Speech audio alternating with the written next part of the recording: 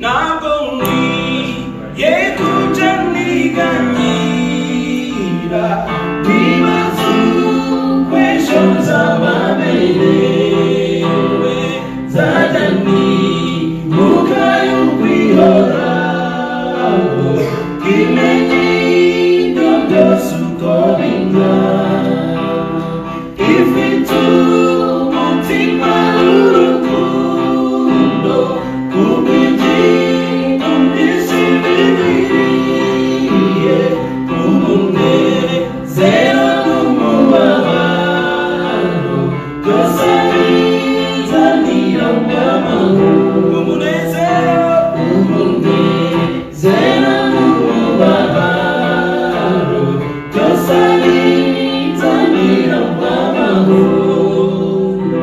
ambaha findetse muri munsi kandagene ubunubwiye ajani korere n'imitwaro niwe data kandi niwe mama umukwaganunga buri munsi ajana ira muri byose buri musaza ajana imbaraga iyo ni isezerano y'amahoro buri musaza ajana imbaraga iyo ni isezerano y'amahoro ndekomeza unyumfasha mutaramire zicumbire oreni zeizambo wambwiye sinabure kugaragaza no mubikomeye b'ibihuru ndamurira amaboko yanjye imbaraga z'ubuntu bwawe kugeza igihe uzaza kubyara imbaraga z'ubuntu bwawe kugeza igihe uzaza kubyara. Haleluya, haleluya, amen. Turibagani karibu kamwe twe ijambo pastor ivuga ngo mana Yesu turagukunda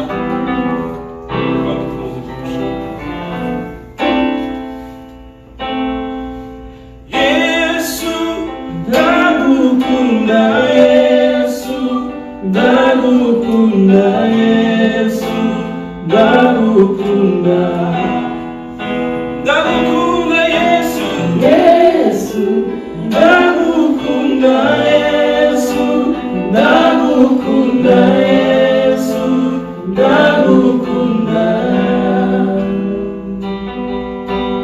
Yesu ndagukunda Yesu ndagukunda Yesu ndagukunda ndagukunda Yesu Yesu ndagukunda Yesu ndagukunda Yesu ndagukunda oh naje mu bwiza bwawe ibitambo by'amashimwe bikuzaniye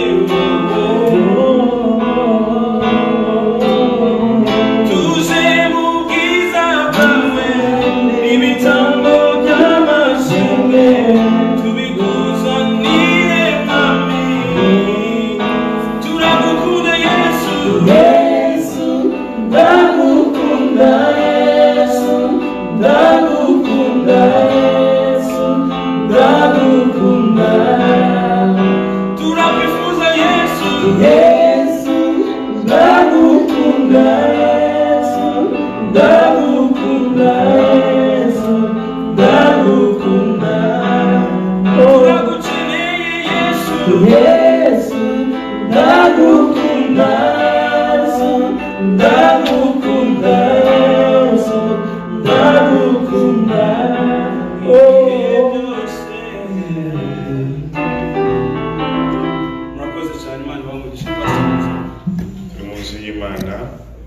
kandi Imana irabana natwe. So thank you for coming, our pastor. God bless you. You must welcome our brother. God bless you. We are together for this service. I think we are going to preach in Kinyarwanda by in the Holy Spirit. Okay, Imana ibamugisha mwe mwese turi kumwe abari ku mbuga nkoranyambaga Facebook, Twitter cyangwa se Instagram n'abazatubona kuri YouTube. Imana ibamugisha n'amasaha meza yo kubabwira ijambo ry'Imana. Ntabwo turi butinde cyane ahubwo turi buta dusome ijambo ry'Imana. Dushimiye worship team yabanye natwe. Turasoma ibyakozwe n'intumwa igice cya kabiri umurongo waho wa 21. Acted as Apostles, Acts of Apostles, chapter 2, verse 21. Haravuze ngo kandi umuntu wese uzambaza izina ry'Uwiteka azakizwa. Subiremo ibyakozwe n'intumwa igice cya kabiri umurongo wa 21. Kandi umuntu wese uzambaza izina ry'Uwiteka azakizwa. Munyemerere rero dufunge Bibiliya zacu dusenge noneho tuganire kuri aya magambo umwanya uringaniye. Imana igira neza, iri jambo rigira imbaraga mu mutima w'umuntu wese, ribohora ubugingo bwe, rikize rizure, risenye imigambi yose y'umwanzi, ryubake kandi risenye imigambi ya Satani, ariko ryubake urukuta rukomeye hagati yacu n'umwanzi Satani. Rizure ibyapfuye, rireme uko ijambo ryawe rizima. Ngaho ubuntu bwawe bari natwe mu izina rya Yesu. Amen. Hallelujah. Amen. Munyikize mwenga amen. Hallelujah, hallelujah. Hallelujah. Amen. So the hallelujah, it's a common language. Everywhere you go, if you say hallelujah, everyone can understand. So the answer is amen. Hallelujah. Hari umuntu mwegeze kunganiza ati nageze mu bihugu by'abantu batavuga Yesu. Areba hirya areba hino avuga ariko how I can find somebody he is Christian. Aravuga ngo hallelujah. So he has somebody in there. Amen. Say, oh, that is my brother.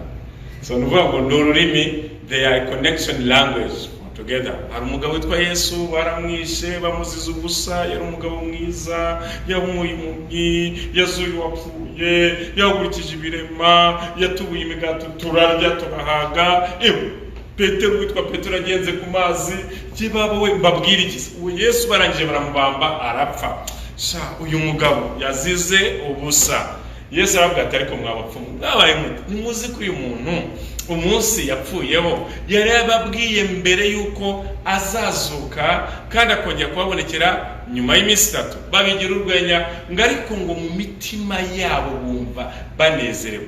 Uzarebe yuganira n'umuntu ufite ibintu bizima, wumva ufite ubwuzu, ushaka kumwumva, ushaka kumureba, ukumva uramwishimiye ukavuga ariko ibi bintu ari kuvuga ubundi bihoraho, ese ubundi kuki ntabyumvishe mbere.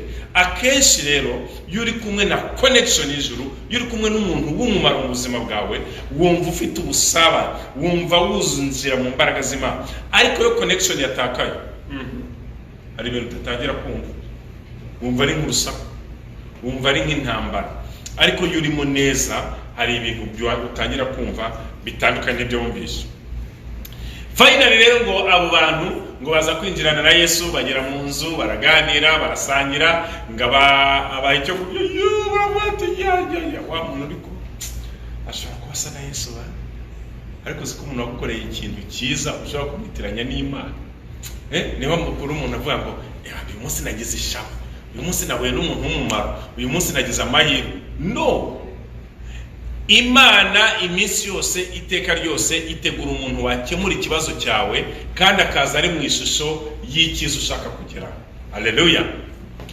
No, mu bintu rero byanangaje muri ibyo bihe byose Yesu yagiye abwira abantu ko azabiyereka, azabakoresha ibitangaza, azakora ibitangaza, harimo izo nzira nemaje kubabwira aho yahuye n'abantu bavaga Emmaus. Sasa hari umuntu witwa Gato ameze nkawe uranga.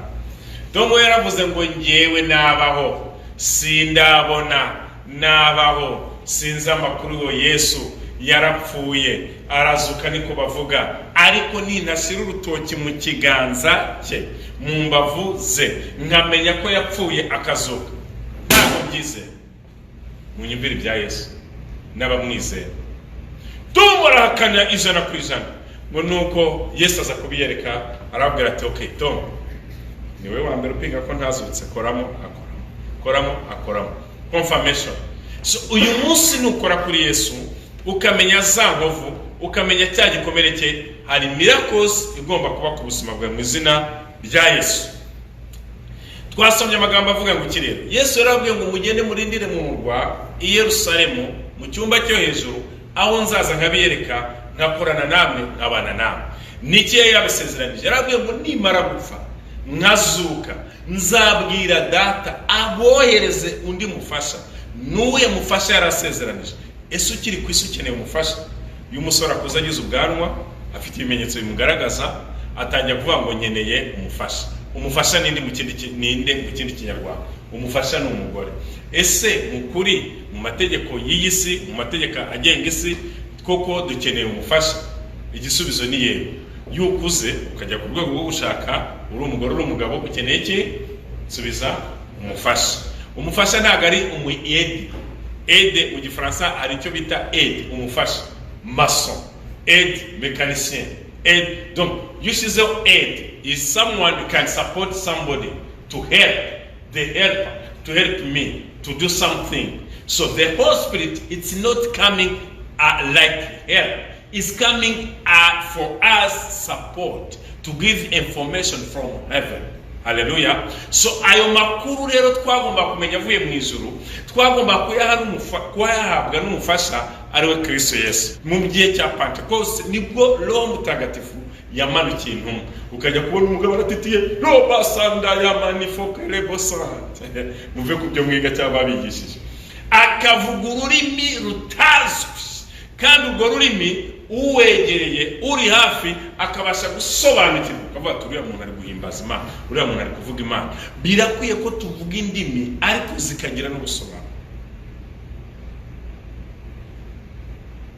Nimba uvuga indimi zidafite ubusobanuro, they are question mark. Nimba uvuga ururimi ufite ubusobanuro, that is right. Mu gihe rero yavugaga mu ndimi cyangwa bari muri cyumba cyose bavuga mu ndimi ngo buzuye umwuka wera, bamwe ngo mu bari hasi baravuga ngo wow, ngo how come these people can talk in tongue and they speak our language and they are not from our country? How come? Confusion. Y'umwuka wera yamanutse acanganyisha abantu bakavuga ngo none se uriya ni Dani twari tuzi? Yes, is him. Uriya ni Fire twari tuzi? Is him. Who you are, you can confusion the people because the Holy Spirit, they are manifest of your body. Igihe cyose mwuka wera ataragaragara mu buzima bwawe nta confusion uratera abantu. Ubundi se reka mbabaza, umuntu umugisangira byeri biragoye cyane kuba yagira confusion ko ari we wakijije. Umuntu umugifite udukuwe muhuriramo biragoye cyane kuba yakemeza ko ari wowe. Ariko iyo wafashe umwanzuro uconfusing abandi kubera challenge shanje mazabaye mu buryo butandukanye. Aha twasomye ko umuntu wese uzambaza izina rya Yesu azakizwa.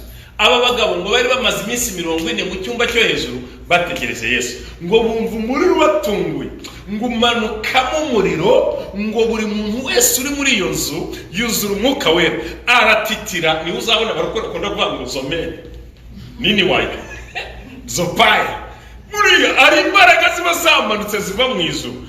You cannot meaning the power from heaven. How coming? It's the Holy Spirit. That is the time you can talk in the tongue.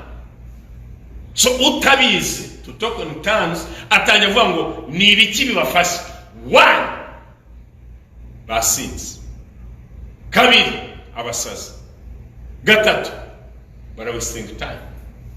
Ngo Petero asohoka muri iyo nzu arabwira ngo bagabo bene tata, wa mugabo mwise ni ukoze bimureba yenze ku mbaraga z'ijuru atuzuza umwuka wera, ni utubatije mu mbaraga z'umwuka wera, twaramwihakanye dusubira kuroba. Now turabagabo, we are witness for confirm his yarazutse. 2, ni uduhaye kuri izi mbaraga, mwebwe n'abana banyu mwihane mumenye Yesu Kristo wapfuye akazuka. ngo ibihumbi 3 bera ko birihana. Uyu munsi imbaraga z'umwuka wera zakugezeho, uzabwiriza indimi zose, amoko yose, whatever. Kabiri, ngo uko yabwirizaga abo bantu, ngo za mbaraga zimwuzura. Ndibuka mu zimwe mu mbaraga zigaragara ku muntu wuzuye umwuka we, icyambere ashobora gukora ibyananiye abantu. Sema amen. Hallelujah. Somebody say amen. So ikintu ushobora gukora cyananiye abandi nuko ufite umwuka wera. So with the Holy Spirit wagira the gift for healing COVID-19, whatever. Ushobora gukiza indwara zananiye, ranya, cancer, COVID-19, unigezweho, sida, diabete n'izindi zitandukanye, ndetse n'ubumuga abantu bavukana. Ufite umwuka wera. Kabiri, imbaraga z'umwuka wera ziduhatira, zidushoboza kureka ibyaha. Ibyaha byose wakora uko byaba bisa, Yesu abyeza nka sheregi. Sheregi ni inka neje cyangwa urubura. Igihe cyose uri mu byaha, ujye umenya ko ukeneye imbaraga za mwuka wera zo kugukura uwo mwanda, zo kukumenyesha icyaha. Mwuka wera tumenyesha icyaha. Icyanyuma, mwuka wera aduha ubushobozi bwo gukora ibyananiye abandi. Aduha ubushobozi bwo kwihangana, kubabarira, kugira urukundo, gufasha, ndetse no gusenga. Udafite mwuka wera ntuzajye kujya muzashobora. Mwuka wera sikamera kamere. Kamere murayizi. Umuntu ashobora kugutuka uyu munsi, yahora n'imbaraga za mwuka wera, kamubwira ati we ceceka. Umuntu ashobora gusiba mu murimo w'Imana, yahora imbaraga z'umwuka wera, tugende mu murimo. Donc mwuka wera ahora anetraliza the power of bad spirit. Ngo nimwambaza Uwiteka akabumva muzakizwa. Gukizwa niki? Gukizwa ni ukwemera udashidikanya ibyaha byawe byose, ugafata n'umwanzuro wo kwakira Yesu nk'umwami wawe n'umukiza, akakuzuza imbaraga za mwuka wera, akakwigisha ikibi n'igisa nacyo, akaguha imbaraga zo kwihana in case uguye muri icyo cyaha. That is meaning gukizwa. Ese ukeneye gukizwa? Ukeneye guhinduka? Ukeneye kwizura umwuka wera? Nukuri ndababwiza ukuri, yo mwuka wera yamanutse, icyambere uhorana ibyishimo, uhorana umunezero, uhorana imbaraga, uhorana imbabazi, uhorana urukundo, uhorana iterambere, uhorana ubukire, uba uri na kandida sans confusion wo kuzajya mu ijuru. Mwene data uri mu bihugu bitandukanye, mu isi itandukanye, ukeneye imbaraga za mwuka wera kugira ngo utsinde, utwike, ukongore ya mbaraga mbi yagutsikamiye. Niki bitsikamiye abantu muri iki gihe? Icyambere ni ubutunzi, icya kabiri icyubahiro, icya gatatu niki? Ni ibyaha bitandukanye. Izi mbaraga zose uko zitsikamira umuntu, atakaza ubunararibonye, atakaza ubumuntu, atakaza ibyiringiro, abura agaciro. Uzareba umuntu ashobora kuba afite doctora ugasanga yiyangirije umubiri. Uzareba umuntu ashobora kuba afite ubumenyi runaka mu by'ikirere, ari umunjeniyeri runaka, akiyangiza. Uwo ari we wese watesha agaciro imbaraga z'Imana, tuzamubona anda hasi. Ariko uwo ari we wese wazamuye icyubahiro cy'Imana, tuzamubona hejuru. Ukwiye kuzamura icyubahiro cy'Imana kugira ngo Imana igaragare muri wowe. Ese ugaragaza Imana muri wowe gute? Nuko wagiye out, nuko wagiye kuri plage, nuko wasangiye n'ukunda, nuko wavuze amagambo akomeye, nuko wavuze amagambo akomeretsa, ibyo si umwuka wera. Biravuga ngo hari imbuto z'umwuka wera. Icyambere urukundo, ubugwaneza, kwihangana, kubabarira, gufasha. Ibyo bisa gutyo nta mategeko abihana. Ariko nanone hari imbuto za Satani z'ikinyuranyo cya mwuka wera: gusambanya, ubujura, ubusinzi, kuroga, amacakubiri, gutukana, kwivumbura, kwangana, gukora ibiteye isoni. Mene ibyo mwuka wera ntabishaka. Nshuti yanjye, mushiki wanjye, mwene data, nawe mubyeyi, muvandimwe, ukeneye ko mwuka wera akorera muri wowe. Uyu munsi zamura ikiganza cyawe uvuge ngo Mana isumba byose, nkwakire nk'umwami n'umukiza ubugingo bwanjye. Niye ko mwuka wera akorera muri ngewe, nkahinduka icyaremwe gishya, ibyandwanyije, ibyananizaga bikurweho, nanjye nuzira imbaraga z'umwuka wera, nanjye nuzira imbaraga zo kuvuga mu rurimi rushya, nanjye nambara imbaraga zo gutsinda, zo kunesha, guhereye none no kugeza iteka ryose, mu izina rya Yesu, amen. Fata ku mutima wawe uvuge ngo Mwami Yesu, uyu munsi ndakwizeye. Nyuze muri byinshi bitandukanye, ariko uko mwuka wera yamanukiye intumwa nanjye namanukire mbashe kurwanya gutsinda ibyangwanya kandi nizerere muri wowe none n'iteka ryose mu izina rya Yesu amen. Mana isumba byose so umwami wacu Yesu Kristo mesheje isi n'abayituye umugisha imyuka n'imbaraga byose byarwanyaga bitsiriwe mu izina rya Yesu uhereye umunsi rema amateka mashya y'ubuzima bw'umuntu wese kandi wagura ubwami bwabo mu bitekerezo mu mikorere mu mivugire no mu migendere bimenyekane kuri Mana isumba byose none n'iteka ryose mu izina rya Yesu amen. I love you. Bye. Shalom.